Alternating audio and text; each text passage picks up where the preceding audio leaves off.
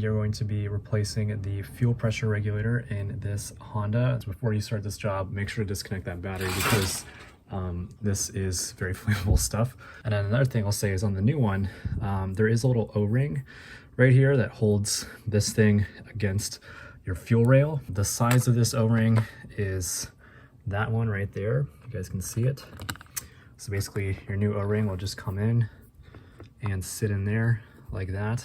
The next step here is going to be disconnecting the vacuum hose leading to your actual pressure regulator. And so you've got two connections. You've got this one that goes into this throttle body, and then you've also got this other one, which is the real fuel return hose that goes back to your gas tank. Sometimes they can get a little bit seized on there, and sometimes it's easier to just get it from the other side. I used a vice grip around it like this, and you can probably hear this thing. I also put a rag right underneath it because this thing does have fuel in it. Here's what things look like on our pressure regulator once we've got the vacuum hose and the fuel return hose taken off. I put a little screw in that just to have a plug. And so for these actual injector clips, the way you get them off is you use a little pick like this. You put it in there, and then you just put it to that side, and then you pull it out just like that until it clips back. And on the other side, you're gonna do the same exact thing. Just gonna push this guy out just like that. And then once you get those two clips out of the way, you can just lift up on this guy.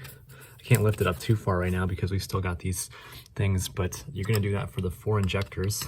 And then once you've done that, you'll be able to get all of them free. There's actually 3 10mm nuts, so 1, 2, and 3 that hold the actual fuel rail against the manifold. And now that we got that off, and we've got all of our electrical connectors off, and we've got our pressure regulator hoses disconnected, now we can lift up on this guy.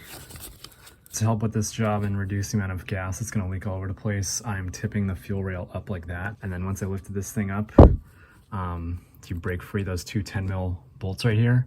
I'm gonna take that guy off. I'm gonna put on this new guy. I'm gonna clean up this surface a little bit just so we've got a nice mating surface. We don't have any fuel leaks. That's the old one. Here's our new one. Those are the 2 10mm bolts. And so yeah, it's a pretty simple job at this point. Just put it all back together, and thank you all for watching.